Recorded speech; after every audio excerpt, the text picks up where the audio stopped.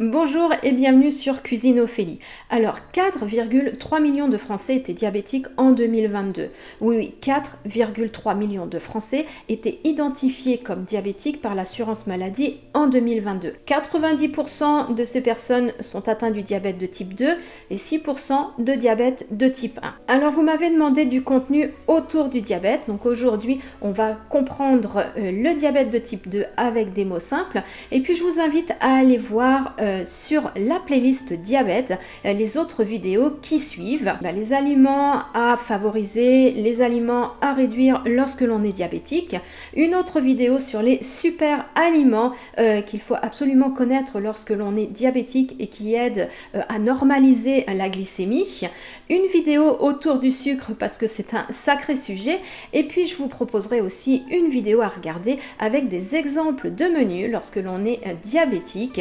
Cela peut vous être très utile, cela peut vous outiller à produire vos propres menus, à vous les approprier en tout cas. Alors dans cette vidéo, on va essayer de comprendre le diabète de type 2 avec des mots plutôt simples. On va d'abord faire la différence entre le diabète de type 1 et le diabète de type 2, voir un petit peu ce qu'est une glycémie, le glucose. On va voir aussi ce qu'est l'insulinorésistance. On va voir aussi quelles sont les causes, les facteurs qui nous conduisent à devenir diabétique de type 2. Parce que comprendre les origines, eh bien, ça va nous permettre de corriger un petit peu les erreurs que nous pouvons commettre.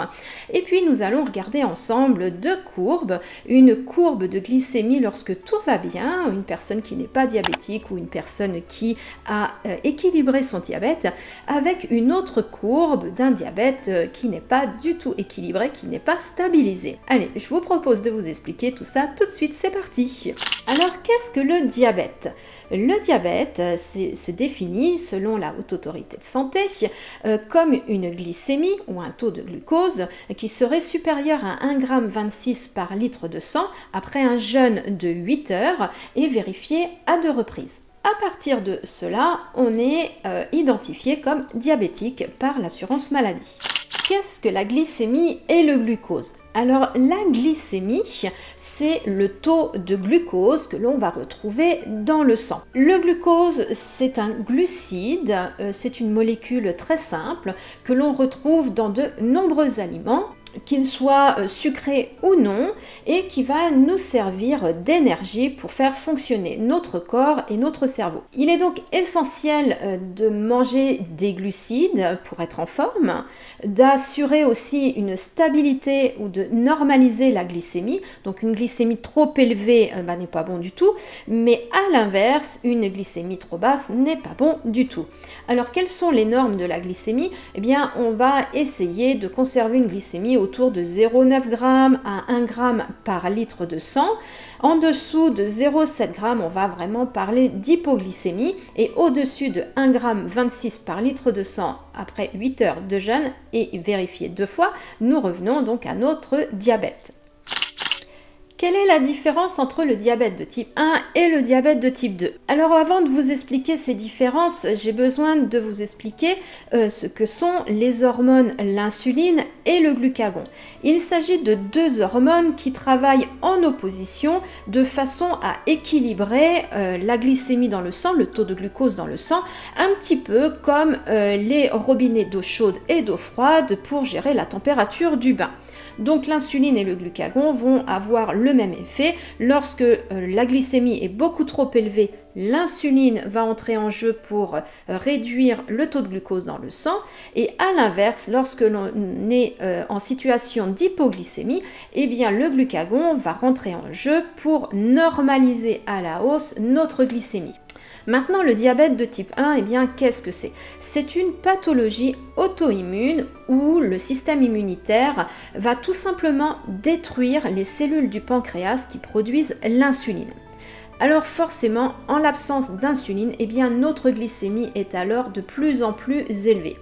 Les personnes atteintes de diabète de type 1 ne peuvent survivre sans l'injection d'insuline dans l'objectif de normaliser leur glycémie au quotidien. Alors que le diabète de type 2, c'est un diabète lié à l'insulinorésistance. Qu'est-ce que l'insulinorésistance ? Alors, pour vous expliquer un petit peu le problème du diabète de type 2, l'insulinorésistance, le système immunitaire va très bien, notre pancréas va très bien, les cellules qui produisent l'insuline, ça va très bien, le problème ne réside pas ici. Le problème va plutôt être autour des tissus périphériques et imaginons alors l'insuline telle une clé et les tissus périphériques avec des portes et des serrures, et le problème va se situer autour de ces serrures qui vont plutôt être rouillées, déformées, et là vous avez beau essayer de rentrer une clé dans une serrure qui n'est pas adaptée, eh bien la porte ne va pas s'ouvrir. En conséquence, ça va être exactement la même chose que le diabète de type 1, le glucose va rester dans le sang et donc nous allons être dans une situation d'hyperglycémie. Quels sont les facteurs ou les causes qui conduisent à devenir diabétique de type 2 ? Eh bien, on peut penser que si les serrures sont rouillées ou déformées, qu'elles soient fatiguées ou endommagées tout simplement. Donc, il y a différents facteurs qui endommagent nos serrures ou nos cellules. Bonne nouvelle, déjà, il y a plusieurs facteurs sur lesquels on peut agir, très bien, et puis il y a d'autres facteurs sur lesquels on ne peut absolument rien faire. Donc ces facteurs-là, il y en a deux, on va les voir tout de suite. Il s'agit de l'hérédité, donc c'est-à-dire le terrain héréditaire. Effectivement, si on a des parents ou de la famille atteints d'un diabète de type 2, eh bien on a plus de risques nous-mêmes de développer un diabète de type 2. Et ça, on ne peut rien y faire. Il y a ensuite le vieillissement. Effectivement, le diabète de type 2 est plutôt une pathologie qui concerne des adultes ou des seniors. Et plus on avance dans l'âge, eh bien c'est le vieillissement. Et effectivement, lorsque le corps vieillit, ce n'est pas étonnant que certaines serrures, comme c'est le cas dans le diabète de type 2, eh bien dysfonctionnent. Et ça, on ne peut rien faire, on ne peut pas lutter contre le vieillissement. En ce qui concerne les facteurs sur lesquels on peut agir, le premier, ça va être l'alimentation. Et oui, une alimentation complètement déséquilibrée, trop riche en sucre, trop pauvre en fibres, et puis surtout une surconsommation avec une balance calorique positive, eh bien on va prendre du poids, on va être en surpoids ou en obésité, et ça c'est fatal pour la déformation de ces fameuses serrures. Le glucose va donc rester dans le sang et donc on développe tout de suite un diabète de type 2. Le deuxième facteur, c'est lié à l'activité physique. C'est un très gros problème de société. Aujourd'hui, nous ne bougeons pas suffisamment dans notre quotidien. Je ne parle pas de sport, je parle bien d'activité physique. Il y a bien une différence entre les deux, bien que le sport soit une activité physique. L'activité physique, c'est être en mouvement. Notre corps est fait pour être en mouvement. Le problème aujourd'hui, eh bien, c'est que nous ne bougeons plus. Moi, la première aujourd'hui, je suis devant la caméra avec vous, je suis assise, je ne bouge pas. Nous utilisons aussi beaucoup trop la voiture dans nos déplacements, nous ne marchons plus, nous ne faisons plus de vélo, nous ne prenons plus les escaliers, nous utilisons des ascenseurs et nous passons aussi beaucoup de temps derrière les ordinateurs, sur les téléphones, sur les tablettes, à regarder la télé, plutôt que nos parents ou nos grands-parents. Avant, ils passaient beaucoup de temps à travailler à l'extérieur, ils se déplaçaient aussi pour aller au travail, avec leurs jambes ou avec leur vélo.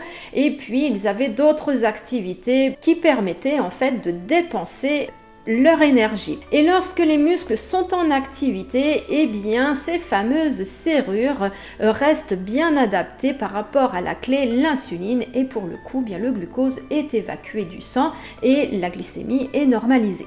Il y a d'autres facteurs aussi qui vont conduire à la déformation de ces serrures. Je pense au stress, au tabac, à l'alcool. Donc ce sont des choses sur lesquelles on peut agir. On peut arrêter l'alcool, on peut arrêter le tabac. Même si ce n'est pas facile, il y a des solutions. Et pour le stress, il y a aussi des solutions pour apprendre à gérer ce stress. Donc voilà, pour résumer, nous avons deux facteurs sur lesquels nous ne pouvons pas agir, le terrain héréditaire, le vieillissement lié à l'âge. En revanche, nous allons pouvoir donc bien agir sur l'alimentation, c'est ce que nous allons voir dans les prochaines vidéos. Donc l'alimentation, la rééquilibrer, on va pouvoir voir aussi pour une perte de poids si on est au-dessus de son poids de forme. Nous allons pouvoir aussi agir sur l'activité physique dans notre quotidien et vous allez aussi pouvoir pouvoir agir sur le stress, sur l'alcool, sur le tabac, de manière à normaliser votre glycémie. Je m'aperçois que la vidéo fait déjà 10 minutes, alors je vais l'arrêter ici et je vais plutôt vous inviter à aller voir la suivante pour l'explication des courbes de glycémie.